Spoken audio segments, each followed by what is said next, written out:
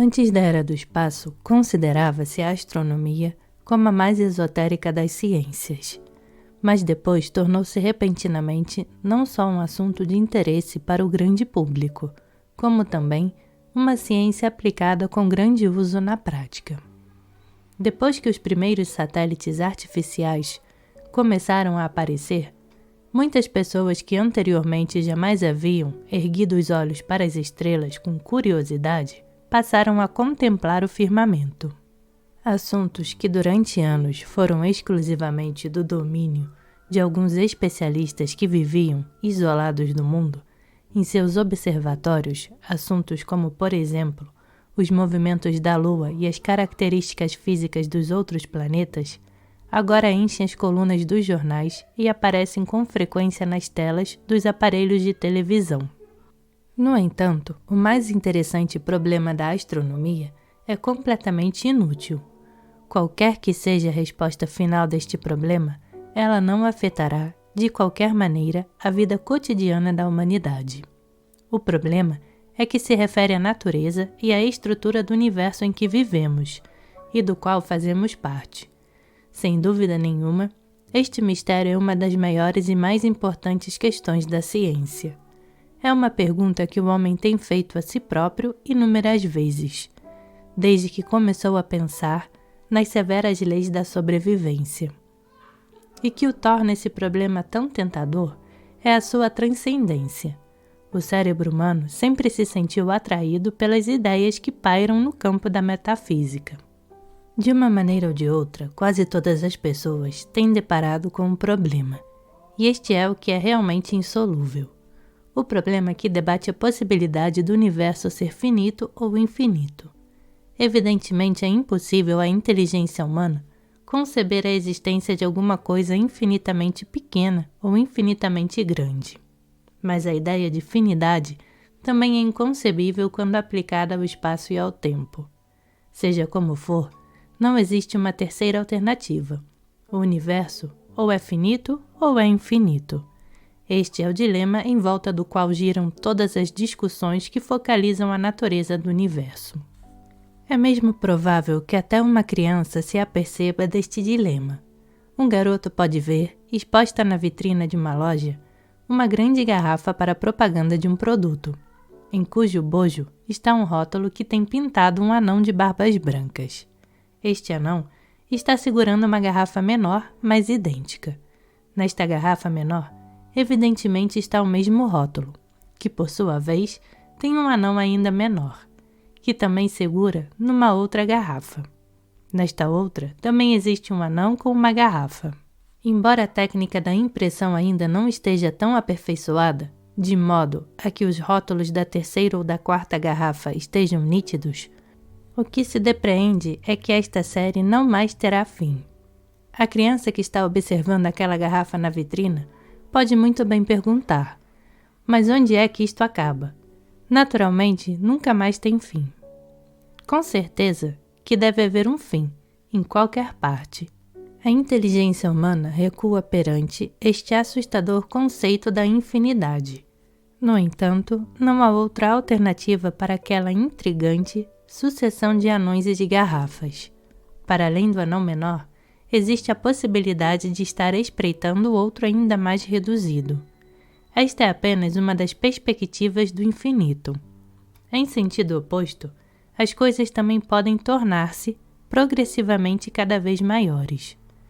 Por maior que um objeto possa ser, uma casa, um continente, a Terra, o Sol, o Sistema Solar, a Via Láctea, o conjunto de galáxias, o universo, há sempre a possibilidade de pelo menos se pensar, para não dizer visualizar, em alguma coisa que seja ainda maior. Se imaginarmos as fronteiras mais longínquas do universo demarcadas por uma cerca de estacas, onde se lê um tabuleiro com o dístico fim do universo, a nossa imaginação imediatamente salta à cerca e faz esta pergunta: e que é que está do outro lado? Por mais longe que coloquemos a cerca, temos sempre a possibilidade de saltá-la. E cá temos outra vez a ideia do infinito a perseguir-nos. Por enquanto, temos debatido apenas o problema da extensão do espaço.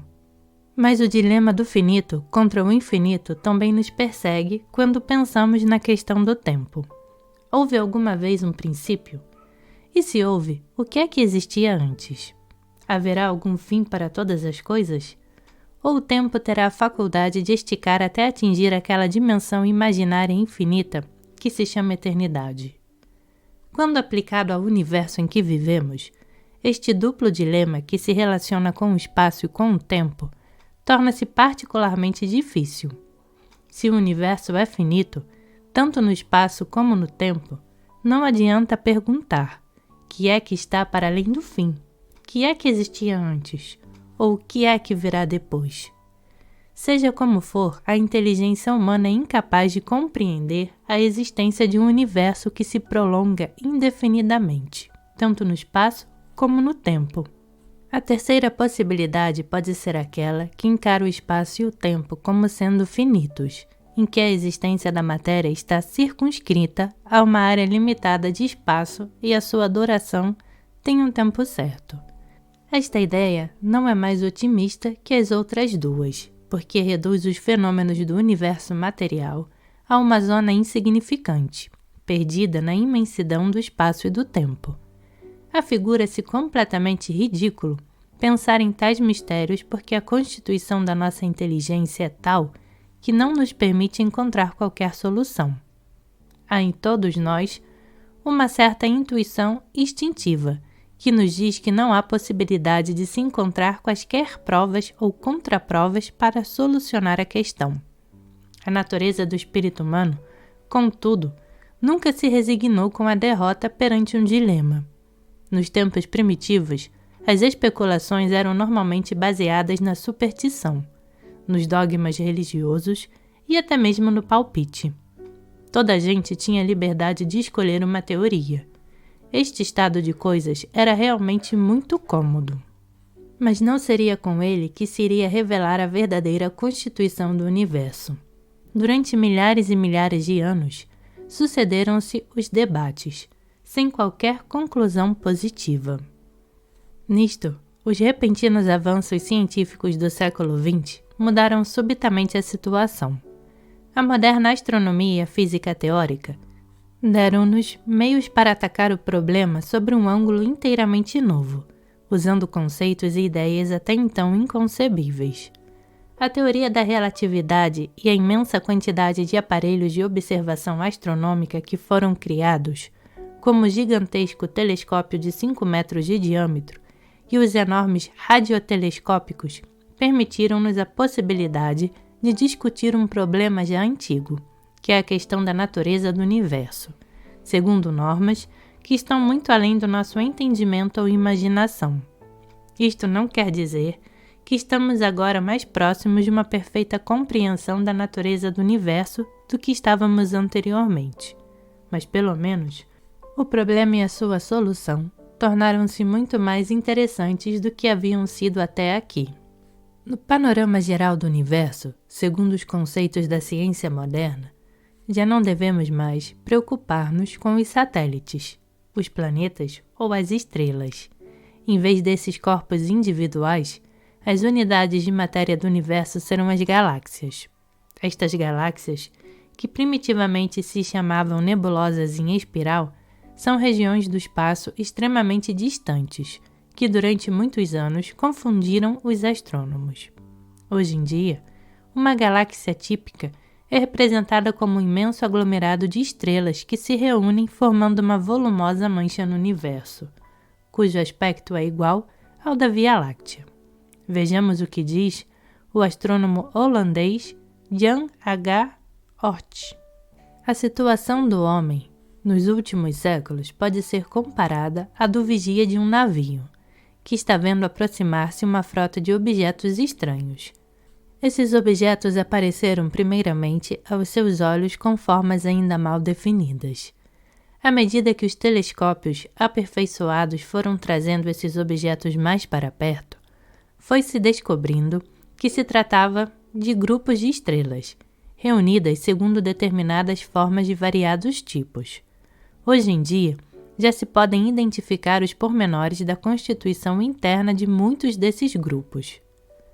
Por muito interessantes que sejam esses pormenores, não tem grande importância no que se refere ao problema básico da natureza do universo.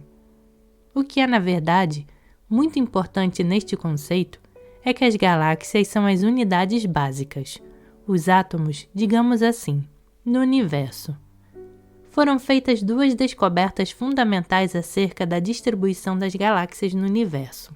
A primeira é que parecem estar distribuídas uniformemente por todo o espaço, pelo menos até onde os mais poderosos telescópios conseguem alcançar. Há entre elas uma tendência para formar grupos ou cachos, e esta distribuição em grupos parece ser matematicamente uniforme quando o universo é considerado como um todo. A segunda descoberta foi feita nos princípios da década de 1920, por V. M. Splicher, E. P. Hubble e M. L. Humason. Descobriram que as galáxias se estão afastando uma das outras, de tal maneira que a relação da velocidade entre duas delas é proporcional à sua distância. Este fenômeno deu origem à teoria da expansão do universo, e é talvez a mais importante e a mais curiosa descoberta astronômica deste século, tão fértil em surpresas. Evidentemente que a descoberta da verdadeira natureza das galáxias e o seu estranho movimento no espaço devem proporcionar muitos motivos de meditação a todos aqueles que se dedicam a investigar a estrutura do universo. No entanto, estas extraordinárias descobertas não teriam grande interesse sem o auxílio de uma teoria bem fundamentada, que possa torná-las compreensíveis dentro de um mais vasto sistema de conhecimentos. Talvez se possa considerar como uma das mais felizes coincidências científicas o fato da descoberta da expansão do universo ter sido feita pelos astrônomos precisamente alguns anos depois de a física teórica ter encontrado o mesmo conceito a partir de equações matemáticas.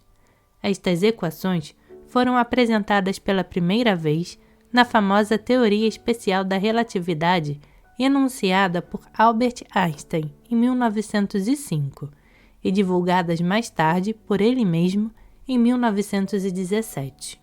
A teoria da relatividade é considerada incompreensível por todos aqueles que não possuam quaisquer conhecimentos do assunto. Todavia, toda discussão sobre a natureza do universo não terá razão de ser sem o recurso das ideias de Einstein. A teoria da relatividade criou uma perspectiva inteiramente nova nos conceitos de espaço, tempo e matéria, que são os elementos básicos do universo.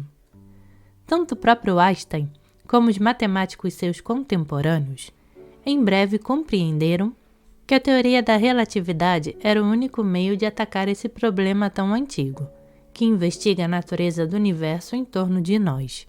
Infelizmente, um dos conceitos da teoria da relatividade ultrapassa as mais limitadas possibilidades da mente humana. Este conceito envolve um elemento que ainda não faz parte do âmbito da nossa inteligência, a quarta dimensão. Matematicamente falando, uma dimensão é uma apreciável extensão de espaço, uma linha infinitamente delgada, que se prolongue numa determinada direção. É uma grandeza unidimensional. Uma superfície plana, como por exemplo uma folha de papel, que se expande em duas direções, é bidimensional. Neste caso, estamos considerando unicamente o comprimento e a largura, desprezando, portanto, a espessura do papel. Uma caixa abrange 3 direções: comprimento, largura e altura. Portanto, o espaço tem 3 dimensões. As 2 dimensões de uma superfície plana formam um ângulo reto, como podemos ver facilmente nos cantos de uma folha de papel. Esta afirmativa também é verdadeira para as 3 dimensões do espaço. As 3 arestas que se unem num dos cantos de uma caixa formam 3 ângulos retos. Quando passamos da folha de papel para a caixa, acrescentamos uma dimensão, passando, portanto, a ter 3 dimensões em vez de 2. E aqui termina o problema das dimensões, pelo menos no que diz respeito aos limites normais da nossa compreensão. É impossível admitir que se possa acrescentar uma outra dimensão à caixa. Não há possibilidade de se acrescentar outra aresta a cada canto, de modo que fique formando um ângulo reto com as outras três. Resumindo, o conceito de uma quarta dimensão não se adapta aos princípios pelos quais se rege a nossa imaginação. Muita gente pensa que a ideia da quarta dimensão é um assunto extremamente complexo, uma questão que só os maiores matemáticos ou cientistas estão em condições de compreender, tal como nós conseguimos perceber facilmente as três dimensões da caixa. Mas isto não é verdade. Não há nenhum cérebro humano, não importa o seu grau de argúcia ou de inteligência, que consiga idealizar o que será a quarta dimensão, porque nós próprios somos seres tridimensionais, no que diz respeito à nossa configuração física no espaço. Nossas impressões sensitivas e todas as outras nossas reações estão condicionadas a três únicas dimensões. A nossa inteligência e a natureza dos conceitos dimensionais que fazemos estão, portanto, de acordo com essas contingências. Só há uma maneira de obter alguns conhecimentos sobre as características de um mundo com 4 dimensões. Essa maneira é basear os raciocínios na lógica e na razão. Evidentemente que um estudo completo das estranhas propriedades dos objetos de 4 dimensões requer o emprego de algumas concepções matemáticas, mas isto não quer dizer que a porta que conduz ao mundo das 4 dimensões continue fechada para aqueles que não possuem esses conhecimentos essenciais de matemática. Na verdade, pagando o preço de um pequeno esforço mental, qualquer pessoa pode fazer uma viagem a esse mundo maravilhoso. Nossa viagem vai começar no mundo de 2 dimensões, do qual partiremos depois para outro de 3 dimensões. Quando fazemos a transição de um mundo para outro, devemos verificar cuidadosamente todas as modificações que ocorreram. Podemos facilmente compreender e idealizar essas modificações, porque o mundo de onde partimos e o mundo para onde vamos estão ambos dentro do âmbito da nossa capacidade de imaginação. Não haverá nada de misterioso nessas mudanças, uma vez que todas elas estão relacionadas com a nossa experiência diária tridimensional.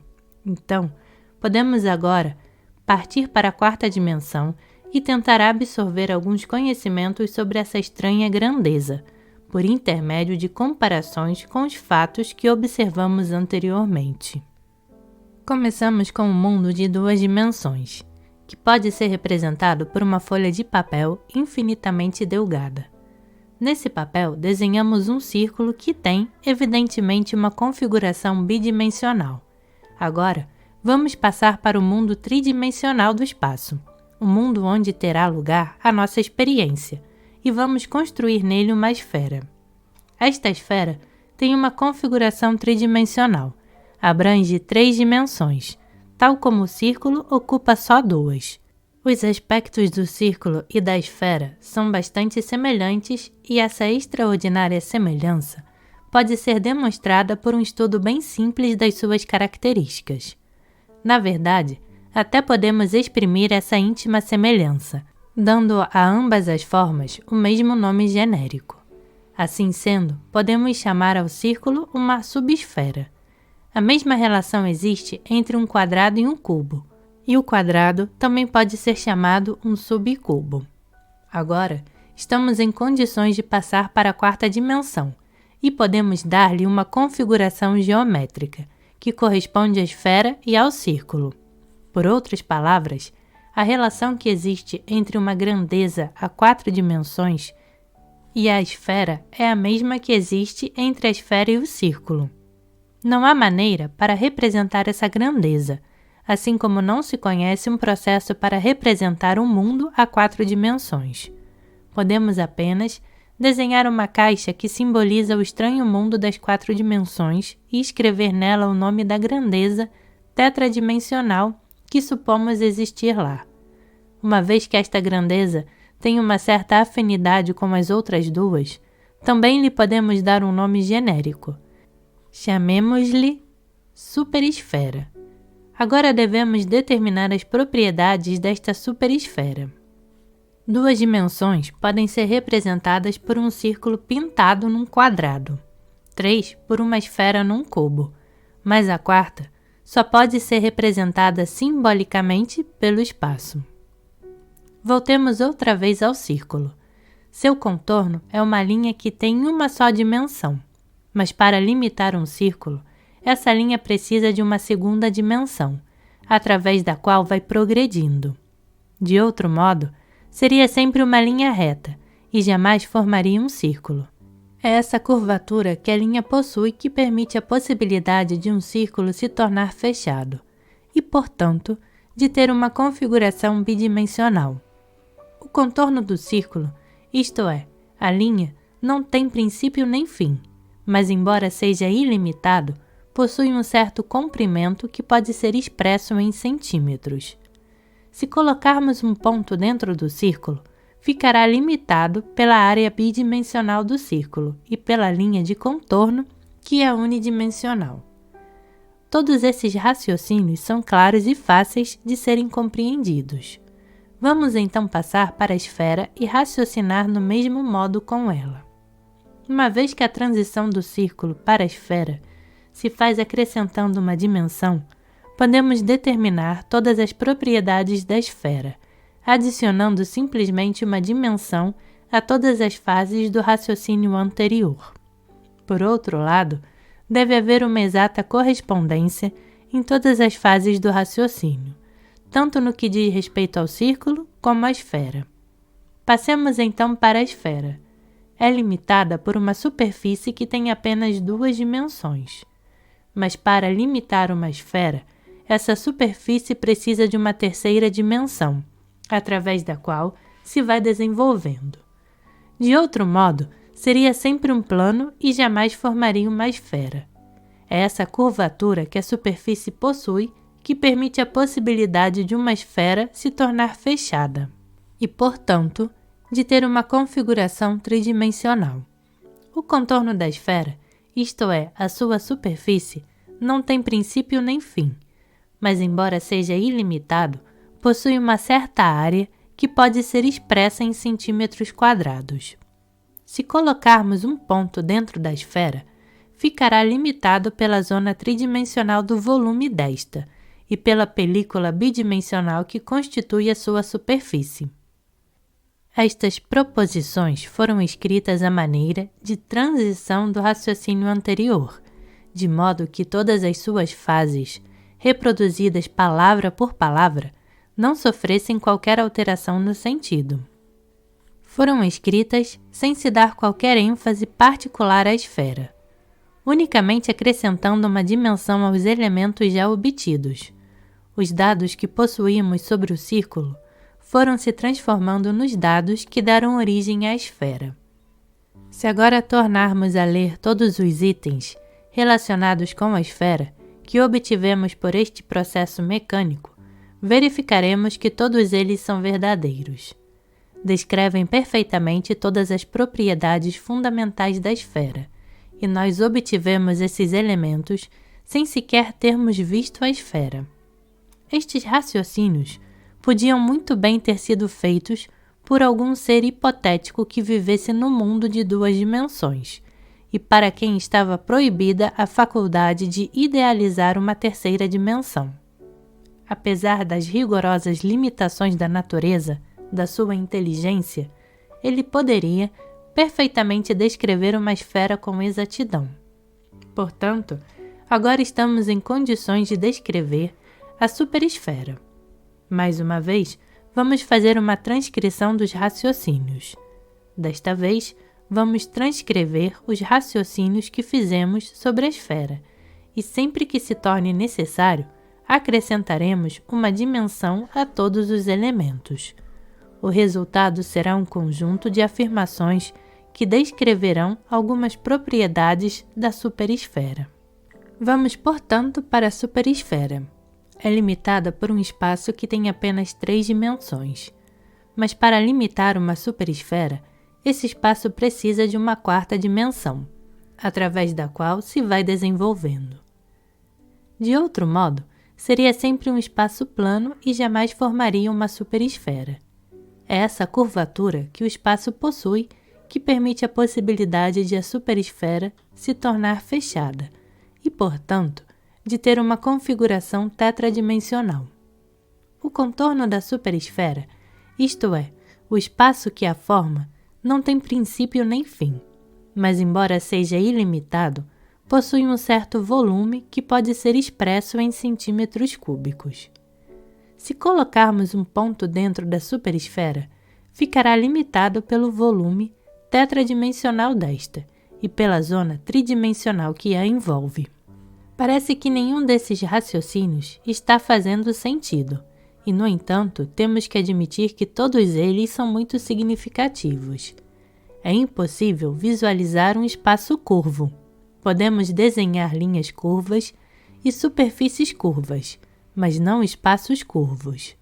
Bem, esta é uma das ideias com sentido que podemos receber da transcrição que fizemos. Não conseguimos imaginar uma quarta dimensão, e uma vez que o espaço precisa de uma quarta dimensão, através da qual vai se desenvolvendo, a ideia de um espaço curvo fica muito para além dos limites da nossa capacidade intelectual. Do mesmo modo, parece esquisito admitir que o contorno de uma superesfera não seja qualquer coisa como um muro, tal como a própria palavra contorno sugere. Em vez de muro, esse contorno é constituído por espaço.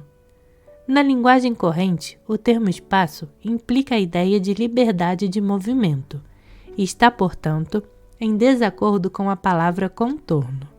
Mais uma vez, recebemos da nossa transcrição um novo conceito. Um plano bidimensional pode limitar os movimentos na terceira dimensão, enquanto que permite completa liberdade de movimentos no desenvolvimento bidimensional desta. Do mesmo modo, o espaço pode, na verdade, servir de limite, restringindo os movimentos da quarta dimensão, enquanto que, dentro do espaço, existe liberdade no desenvolvimento tridimensional. Quando cortamos uma esfera em duas metades e olhamos para a região onde o corte foi feito, reconhecemos imediatamente a configuração de um círculo. Matematicamente falando, cortar é a mesma coisa que reduzir uma dimensão. Cortando uma esfera, cria-se uma subesfera, ou seja, o círculo. O que acontece quando cortamos uma superesfera? Uma vez que cortar equivale a reduzir uma dimensão, quando olharmos para a região cortada de uma superesfera, veremos uma esfera.